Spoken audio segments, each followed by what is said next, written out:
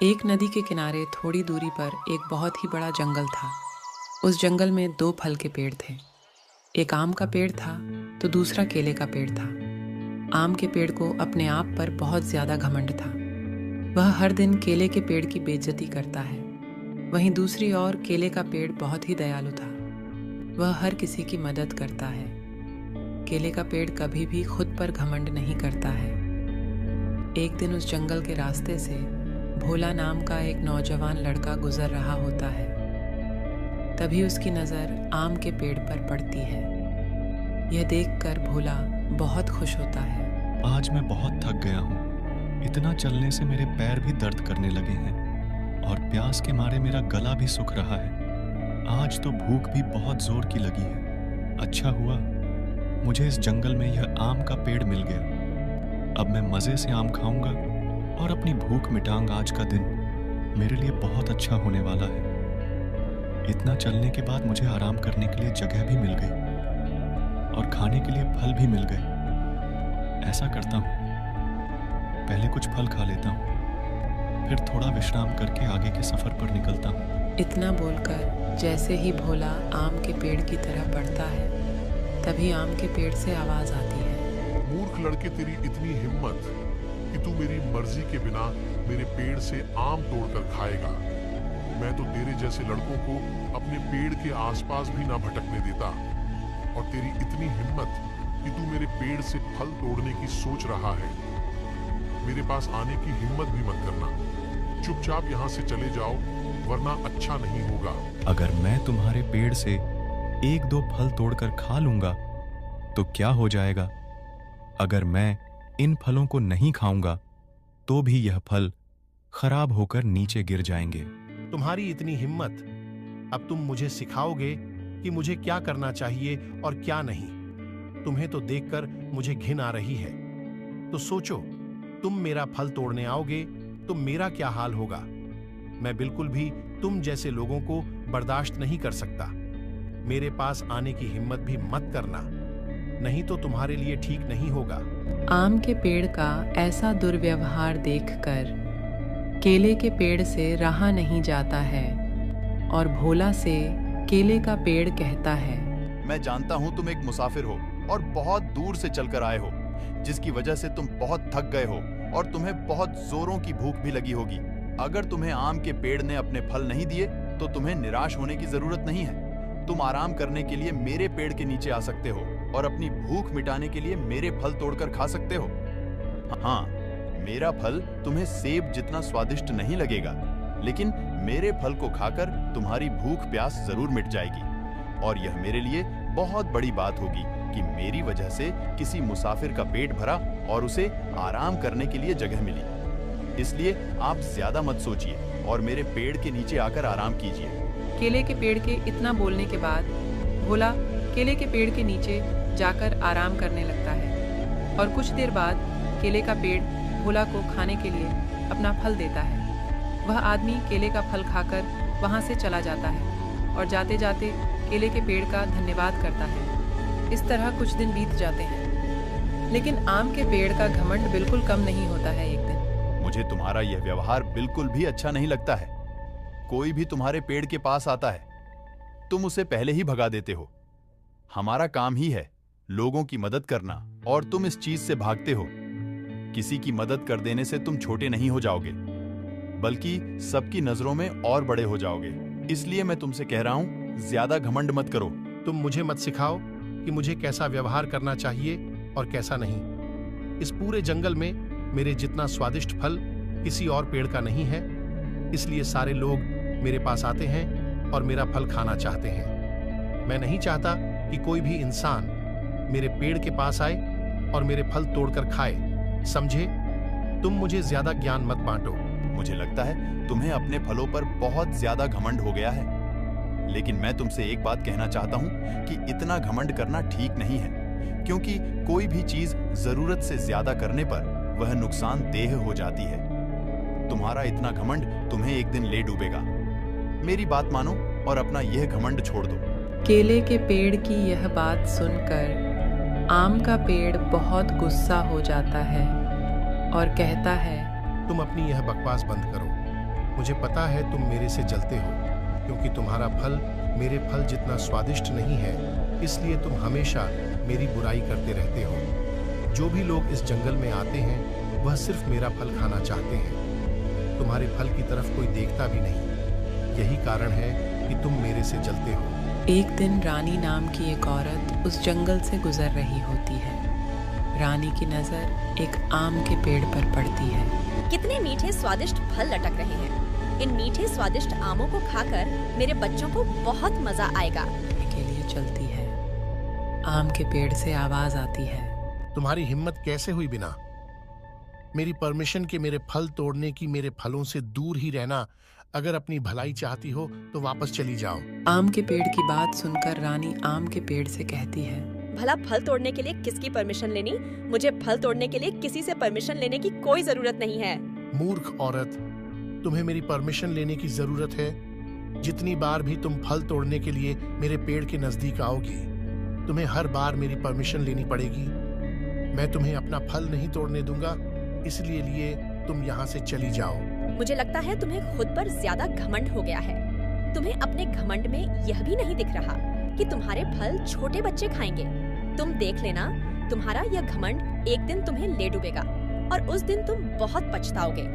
देखना, तुम्हारा पेड़ एक दिन सूख जाएगा। तुम्हारे पेड़ के सारे फल खत्म हो जाएंगे। उस दिन तुम बहुत पछताओगे और तुम भी मदद के लिए आवाज लगाओगे, लेकिन तुम्हारी मदद करने के लिए कोई नहीं आएगा। इतना बोलकर रानी गुस्से में वहां से चली जाती है। एक नदी के किनारे थोड़ी दूरी पर एक बहुत ही बड़ा जंगल था। उस जंगल में 2 फल के पेड़ थे। एक आम का पेड़ था तो दूसरा केले का पेड़ था।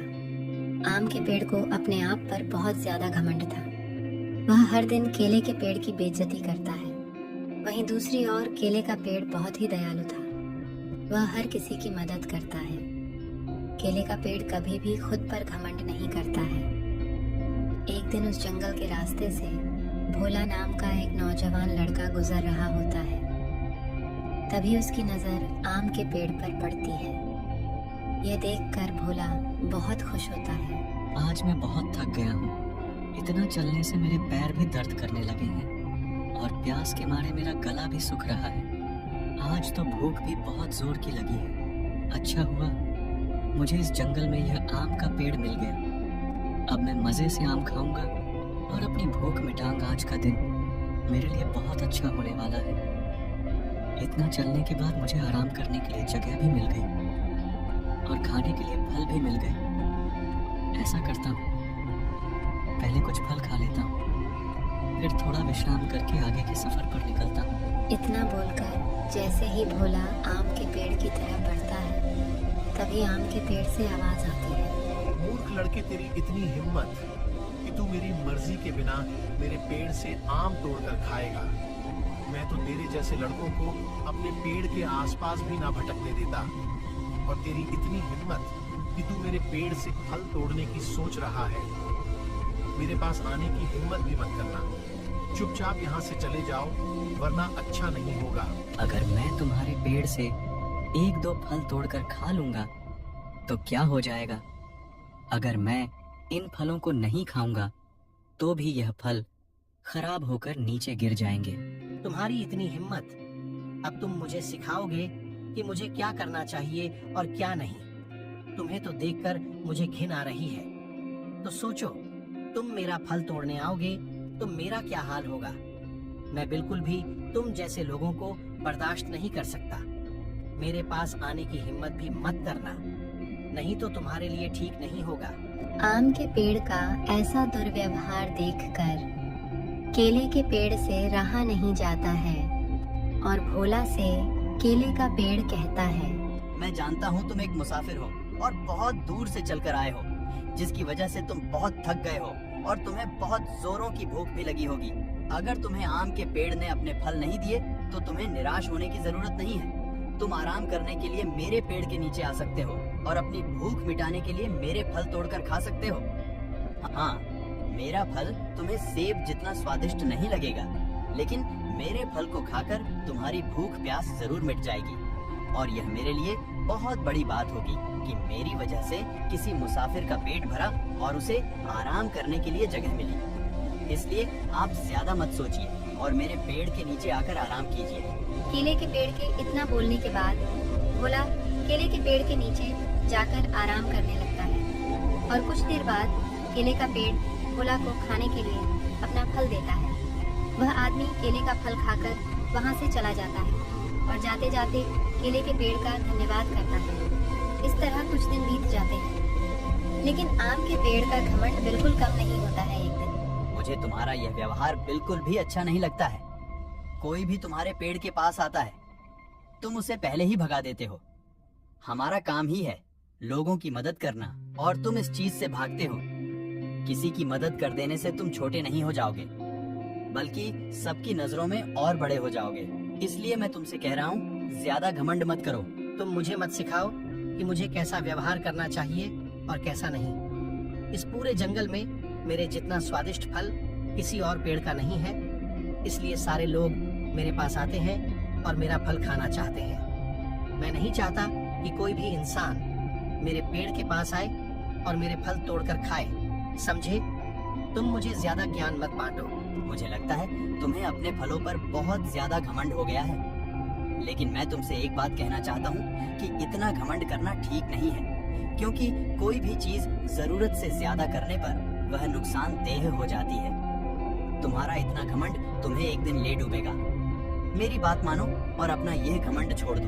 केले के पेड़ की यह बात सुनकर आम का पेड़ बहुत गुस्सा हो जाता है और कहता है, तुम अपनी यह बकवास बंद करो। मुझे पता है तुम मेरे से जलते हो, क्योंकि तुम्हारा फल मेरे फल जितना स्वादिष्ट नहीं है, इसलिए तुम हमेशा मेरी बुराई करते रहते हो। जो भी लोग इस जंगल में आते हैं वह सिर्फ मेरा फल खाना चाहते हैं। तुम्हारे फल की तरफ कोई देखता भी नहीं। यही कारण है कि तुम मेरे से जलते हो। एक दिन रानी नाम की एक औरत उस जंगल से गुजर रही होती है। रानी की नजर एक आम के पेड़ पर पड़ती है। कितने मीठे स्वादिष्ट फल लटक रहे हैं। इन मीठे स्वादिष्ट आमों को खाकर मेरे बच्चों को बहुत मजा आएगा। के लिए चलती है। आम के पेड़ से आवाज आती है, तुम्हारी हिम्मत कैसे हुई बिना मेरी परमिशन के मेरे फल तोड़ने की? मेरे फलों से दूर ही रहना। अगर अपनी भलाई चाहती हो तो वापस चली जाओ। आम के पेड़ की बात सुनकर रानी आम के पेड़ से कहती है, भला फल तोड़ने के लिए किसकी परमिशन लेनी? मुझे फल तोड़ने के लिए किसी से परमिशन लेने की कोई जरूरत नहीं है। मूर्ख औरत, तुम्हें मेरी परमिशन लेने की जरूरत है। जितनी बार भी तुम फल तोड़ने के लिए मेरे पेड़ के नजदीक आओगी, तुम्हें हर बार मेरी परमिशन लेनी पड़ेगी। मैं तुम्हें अपना फल नहीं तोड़ने दूंगा, इसलिए तुम यहाँ से चली जाओ। मुझे लगता है तुम्हें खुद पर ज्यादा घमंड हो गया है। तुम्हें अपने घमंड में यह भी नहीं दिख रहा कि तुम्हारे फल छोटे बच्चे खाएंगे।